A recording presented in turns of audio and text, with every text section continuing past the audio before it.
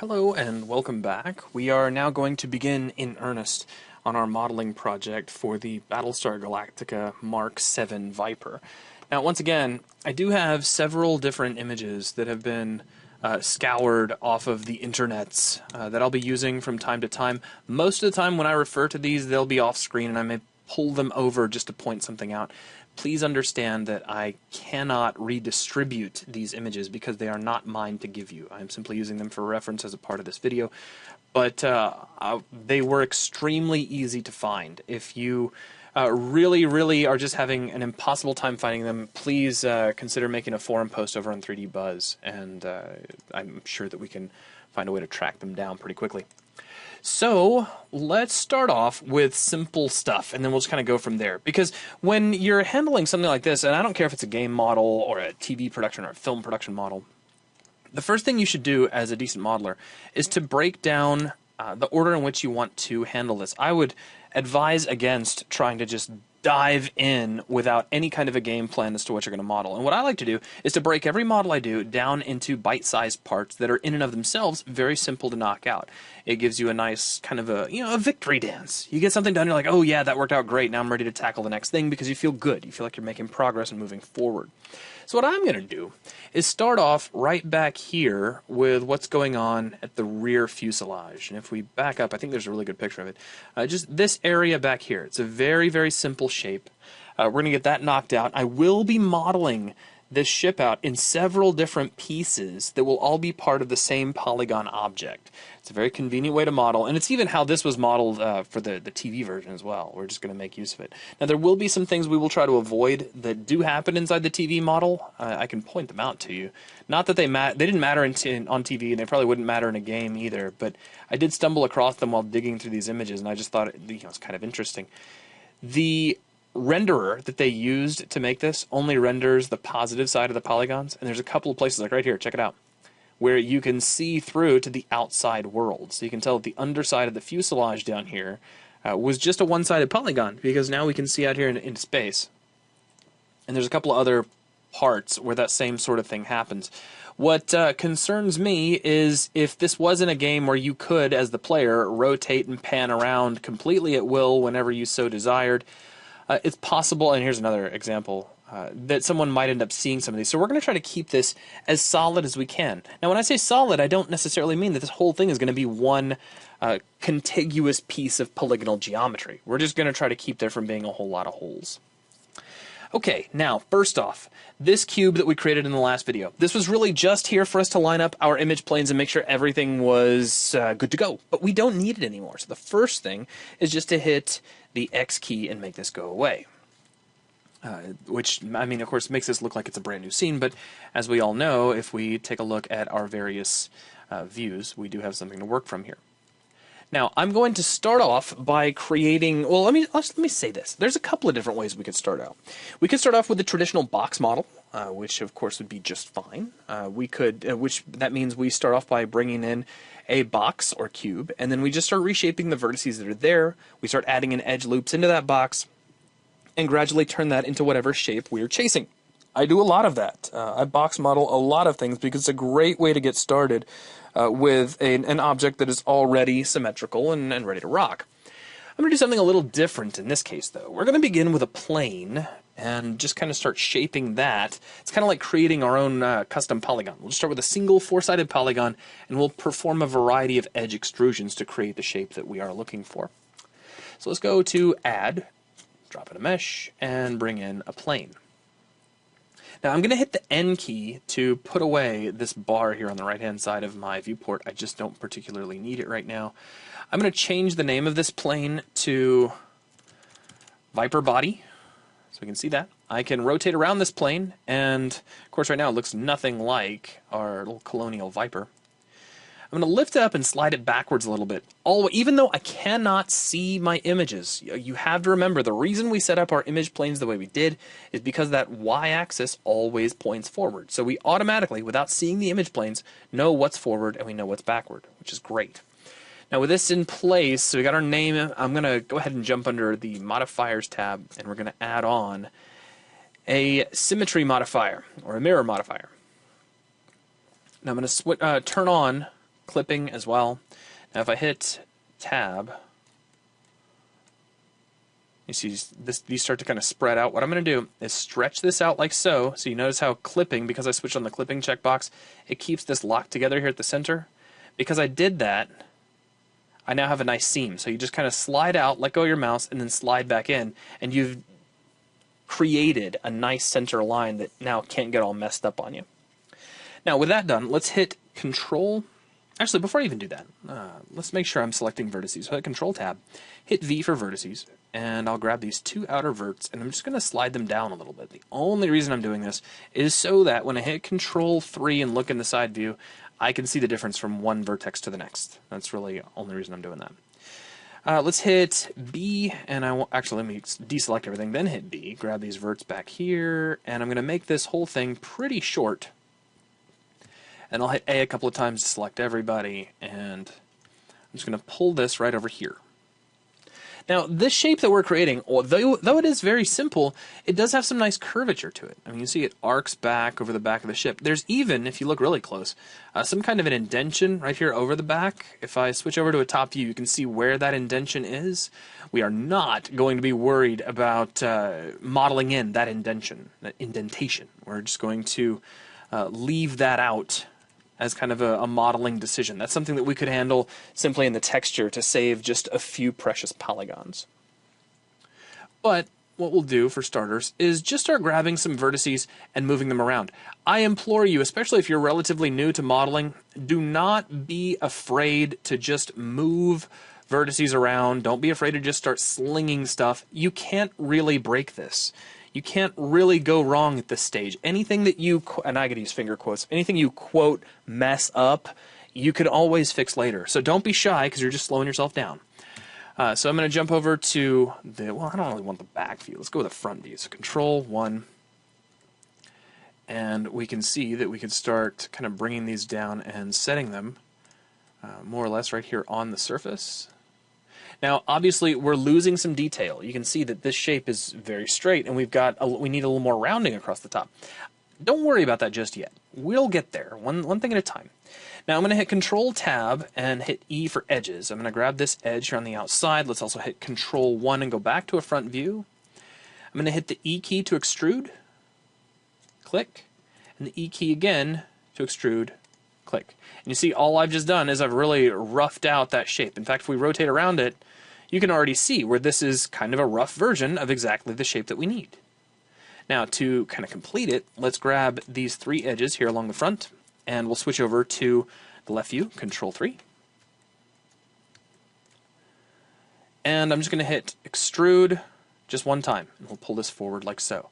Now, before we start adding a whole bunch of detail, we need to take just a few minutes and start cleaning up the detail that we have. So Control-Tab, V, switch over to vertices, and just start positioning these guys. If you would like, if you prefer working this way, and I do, hit the Z key so you can go into wireframe.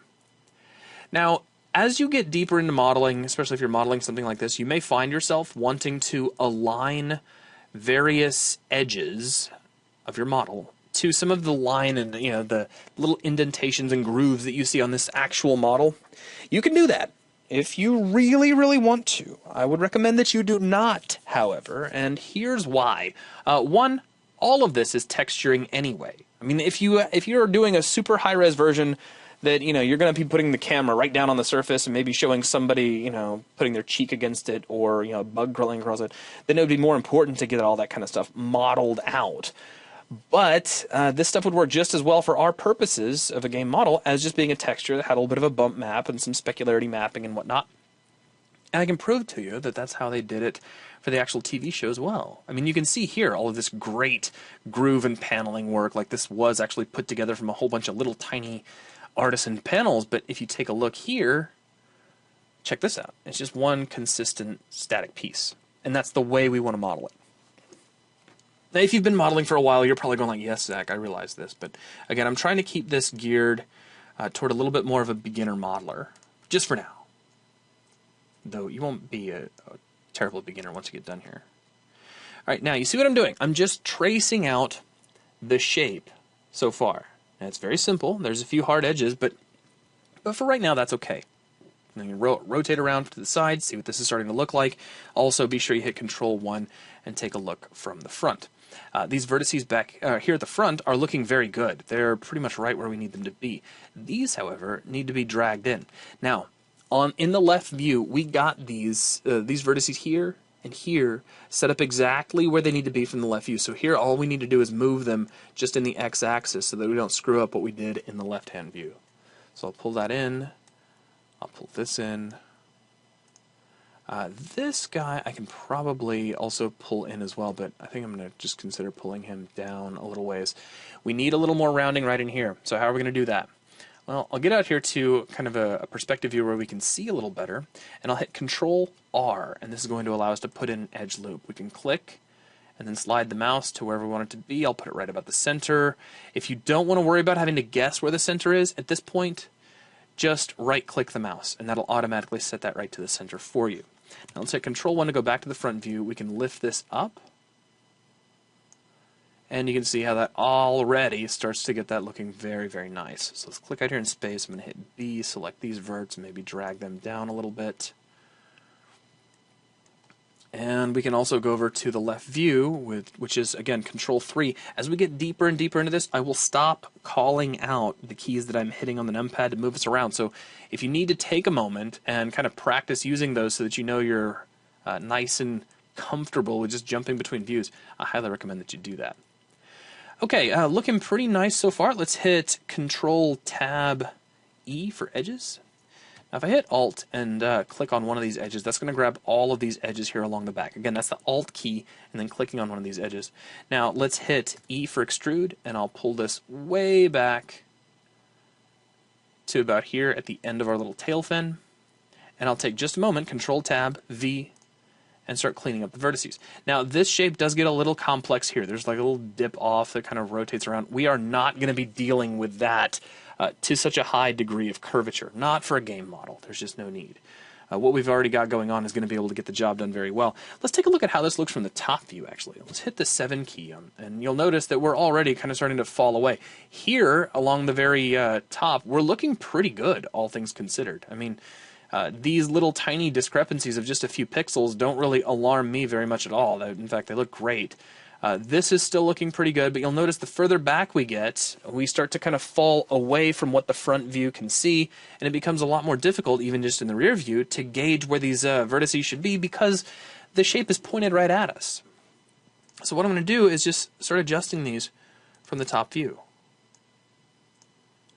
I'll pull this in, I'll pull this in, and then we'll pull this in, and I'll kind of back out a little bit so you can see what I'm doing. Now, I am using these lines, these textured lines, as a little bit of a reference here. I'm cheating with them just a little bit. See, I can see that this vertex is in just so many pixels, inches, however you want to visualize that, away from that edge. So I pull this one a relative amount inside as well because the whole shape is tapering as you go backward. So we're just kind of using that to our advantage. Likewise, this vertex here is just a few pixels in from this line up here. I need to make sure it's also just a few pixels in back here as well. And then we just line this up with the base of the shape. And as we rotate around, we're starting to get that. Now, there is a point where common sense or just kind of poking around, rotating from to various views is going to have to dictate the shape. And here's what I'm talking about. We've actually created a little bit of an indentation back here at the back. We didn't mean to, it's just it looked right in the viewports but doesn't look right here. So at some point just, rotate around, take a look at it in free perspective view, and adjust accordingly to what looks right. Because it can line up in the viewports all day long and still look terrible when you're done. Just remember, in the end, it has to look good. So make whatever adjustments are necessary to make sure that it just looks good. So we'll round that out a little more. And I'm going to go ahead and tweak these out just a little bit as well. So I have some nice rounding here as well, just so everything seems to flow.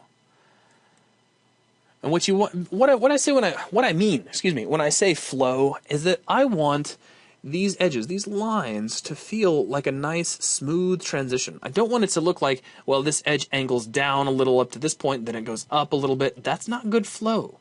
I want, if this was just a regular shape, I want to be able to run a marker along its surface in a line that flowed along that surface and have that line look nice and straight. So to do that, I got to make sure that my polygon edges have a nice path between them. That's what I mean when I say flow. And so far this is looking pretty good. So now let's jump back over to our side view. And we'll hit Control Tab, E. I'm going to hold down Alt and click these back edges. Let's hit E one more time for extrusion. And I'm going to pull back to about here. Let's also hit the Z key so we can see through everything. And we can just start getting this kind of lined up. So let's hit Control Tab, V for vertices. Pull this to about here. Pull this back. Pull this back and set this guy on top. So about like so. We may want to actually pull that up a little more. Maybe pull this guy up. So we're going to be doing a little bit of interpretation on that shape.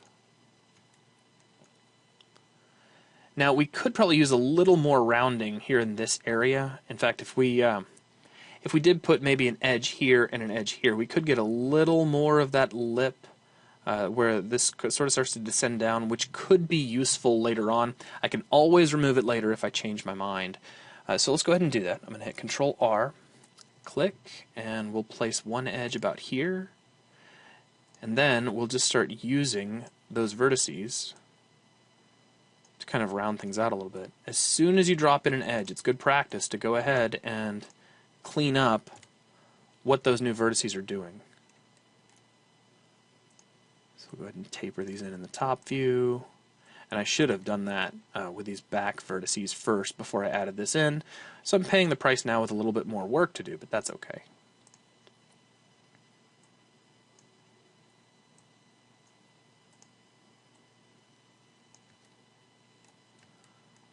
Okay, and so far that's looking pretty good. Now let's get these all tapered in as well. So we can taper and we can kind of outline this sort of cap-like shape back here at the back. And maybe something about like that. And maybe pull these out and get that flow. Because what I had here's what I had a second ago, and you can see how the edges don't flow. They sort of change direction right there. And that's not what I'm looking for. I want nice, smooth topology.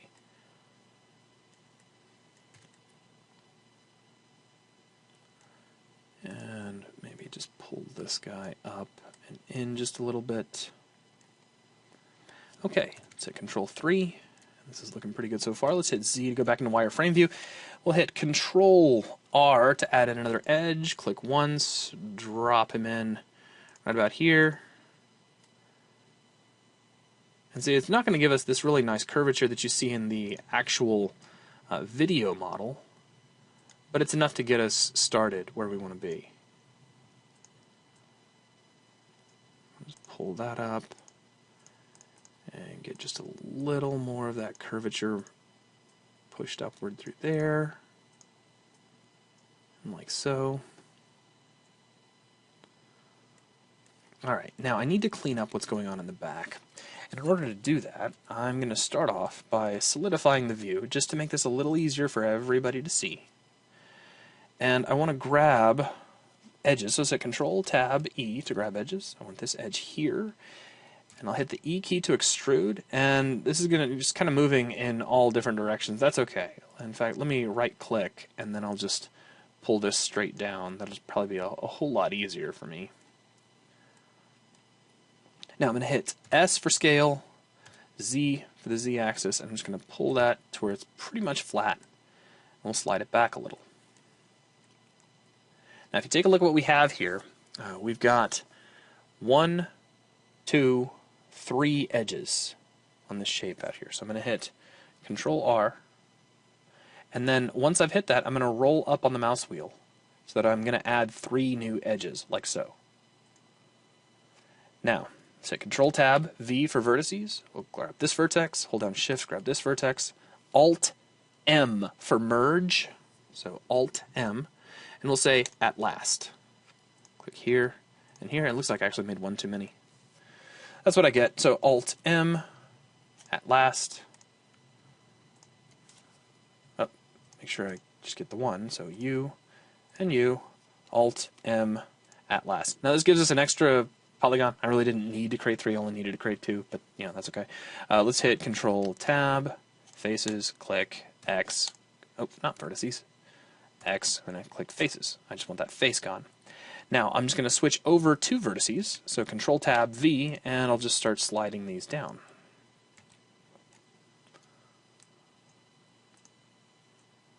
You see, by doing this, I've just kind of capped off the surface, and I've given us the detail that we need so that we can come over here and start creating this kind of rounding. So let's hit Z, go back into wireframe view. Put that right about here. Maybe go ahead and pull this out just a little more.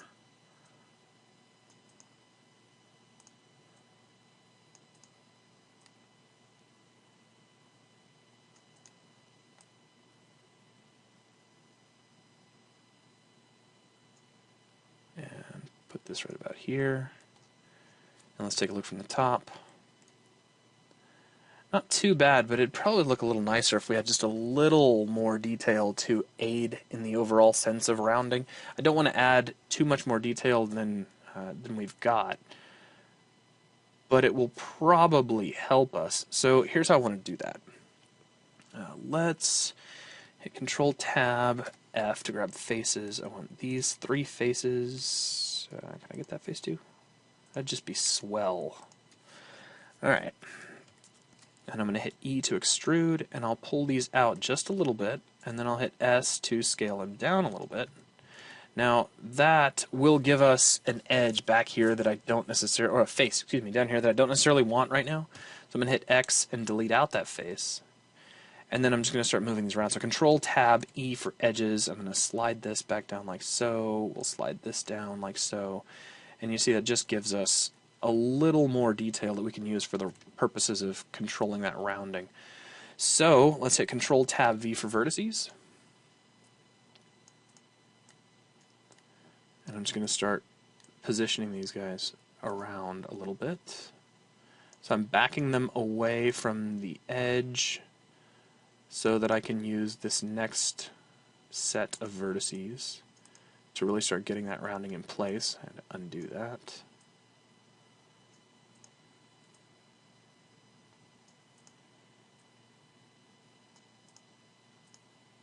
Deselect here so I can round this out a little bit.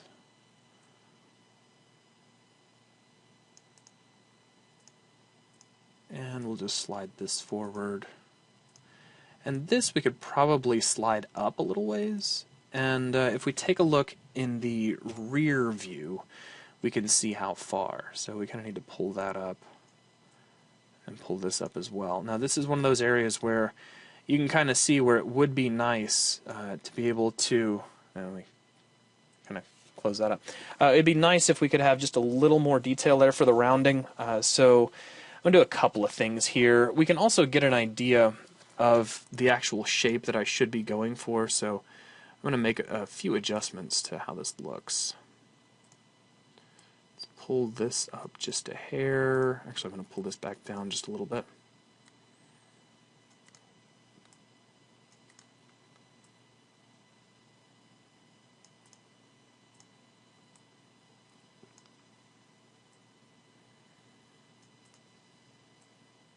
Okay. It's looking pretty good. Now I'm going to do something just a little bit fancy here. Not too fancy. Let's hit Control Tab F. I'm going to grab this face right here, hit X, and delete it. Then I'm going to hit Control R to add in a new edge right here. I'll right click to leave it in the center. Hit Control Tab to grab vertices. I can use this new vertex to round this out a little more, make that look a little nicer. Now over here, I'm going to switch over to edges, Control Tab E, grab an edge and an edge, hit F to fill in, grab an edge and an edge, F to fill in. Makes a little triangle back there, but that's perfectly alright. Now if we get out of wireframe view, we can see that there's a little bit of tweakage required here.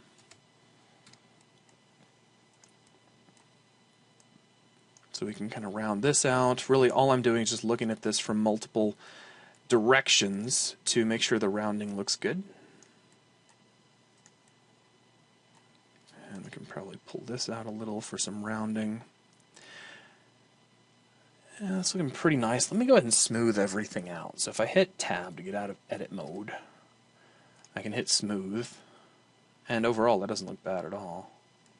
But then if I hit Tab again, you can do something that's very handy. You can model here on the left-hand side, but take a look at what's going on the right to see how your shape actually looks when it's shaded. Very useful technique if you can manage working on one side while kind of looking at the other. I'll leave that up there where it was. Now, let me take a look from the side view here, hit Z. We're a little bit far out. So what I'm going to do is grab these verts, slide them back here, pull these back like so.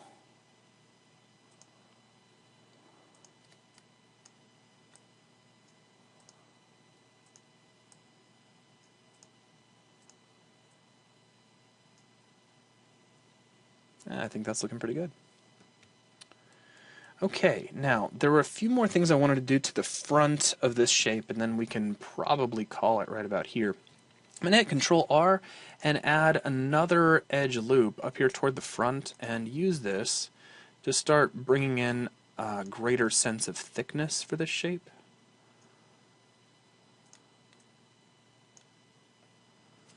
Now let's take a look from the top. Slide those back, just kind of straighten things up a little.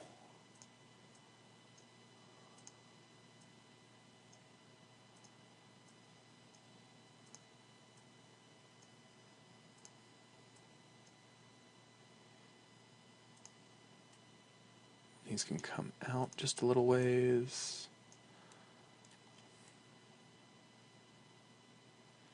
Okay.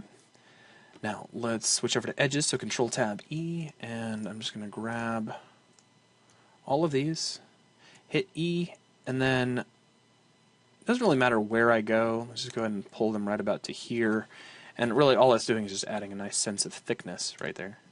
But let's switch over to the front view,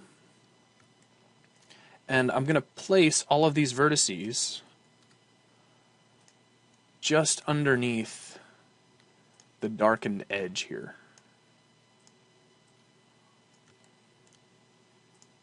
So it'll start to give it that sense of thickness that we need.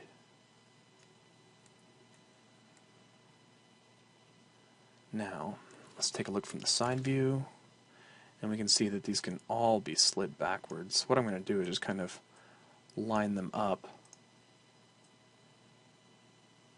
with the front edge that's already there.